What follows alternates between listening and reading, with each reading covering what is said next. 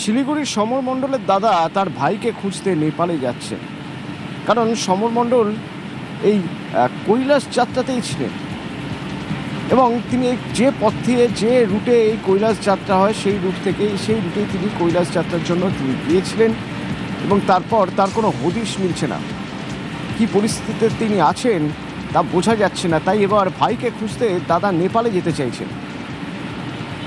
পার্থপ্রতিম আছে আমার সঙ্গে। পার্থপ্রতিম, শেষ কখন কথা হয়েছিল এবং ওই যে ট্রানজিট পয়েন্ট তিব্বত এবং নেপালের ওই যে ট্রানজিট পয়েন্ট, দুটো জায়গা, দুটো অভিবাসন দপ্তর, সেই জায়গাটা সবচেয়ে বেশি ক্ষতিগ্রস্ত হয়েছে। অর্থাৎ যদি তারা যান বা আসেন ঠিক ওই যাওয়া আসার ওই জায়গায় যেখানে তাদের অপেক্ষা করতে হয়, সেই জায়গায় সবচেয়ে বেশি ক্ষতিগ্রস্ত হয়েছে। সেক্ষেত্রে শেষ যখন কথা হয়েছিল তখন তার অবস্থান কী ছিল, কোথায় ছিলেন, কবে কথা হয়েছে, কি জানা যাচ্ছে?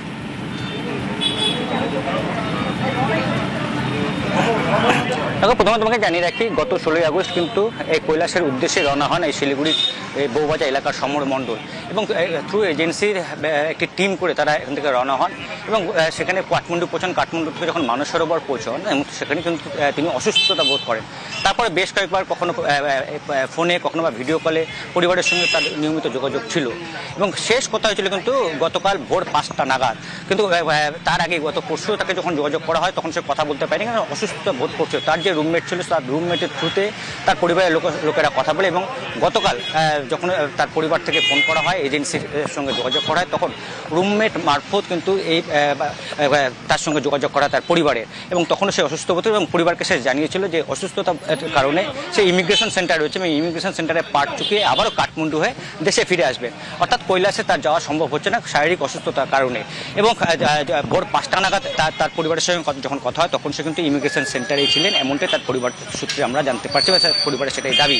এবং তারপরেই কিন্তু গতকালের এই ঘটনা, হরপা বান এবং এই ভয়ানক পরিস্থিতি, গোটা নেপালের ছবি ইতিমধ্যে আমরা জানি এবং স্বাভাবিকভাবে এই যে ছবি সামনে চলে আসছে এবং তার পরিবার তা নিয়ে যথেষ্ট দুশ্চিন্তার মধ্যে রয়েছেন এবং ইতিমধ্যেই তার পরিবারের লোকেরা স্থানীয় পুলিশ প্রশাসনের সঙ্গে তারা কিন্তু যোগাযোগ শুরু করেছে।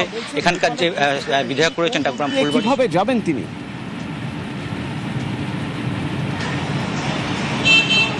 তিনি শিলিগুড়ি থেকে রওনা সোজা বাগডোগরা বিমানবন্দর যাবেন। বাগডোগরা বিমানবন্দর থেকে তিনি বিমানে সোজা কাঠমান্ডুতে নামবেন এবং কাঠমান্ডুতে নেমে তারপর সেখানকার প্রশাসনের সঙ্গে কথা হলে ভারতীয় দূতাবাসের সঙ্গে যোগাযোগ করেই তিনি কিন্তু যেই রুটে তার ভাই গিয়েছিল সেই ইমিগ্রেশন সেন্টারে, সেই রুট পর্যন্ত যাবে, এমনটাই কিন্তু তার পরিবার সূত্রে জানতে পারছি। এবং কিছুক্ষণ আগেই তার দাদার সঙ্গে পরিবারের কথা হয়েছে। ইতিমধ্যেই কিন্তু বাগডোগরা বিমানবন্দর থেকে তার দাদা রওনা হয়েছে কাঠমান্ডুর উদ্দেশ্যে এবং আকাশপথে কাঠমান্ডুতে নেমে তারপর সেখানে ভারতীয় দূতাবাস এবং সেখানকার নেপাল প্রশাসনের কর্তাদের সঙ্গে যোগাযোগ করেই তার ভাই যে রুটে গিয়েছিল বা যে এজেন্সির থ্রুতে গিয়েছিল সেই এজেন্সির সঙ্গে তারা যোগাযোগ করবে। কিন্তু ইতিমধ্যেই তার যে বাড়ি রয়েছে সেই বাড়িতেই কিন্তু ইতিমধ্যেই উৎকণ্ঠায় প্রচুর সাধারণ মানুষ তারা কিন্তু এখানে ভিড় জমিয়েছেন এবং ডাকগ্রাম ফুলবাড়ির যে বিধায়িকা শোনা যাক পার্থপ্রতিম।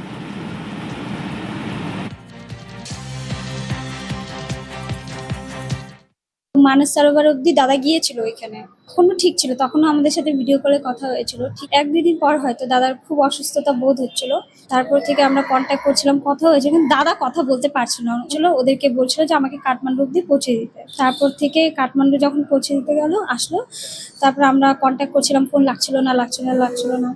তারপরের থেকে কন্ট্যাক্ট করেই যাচ্ছিলাম, কিন্তু আমরা কোনো কন্ট্যাক্টে উত্তর পাচ্ছিলাম না, সুইচ অফ বলেই যাচ্ছে।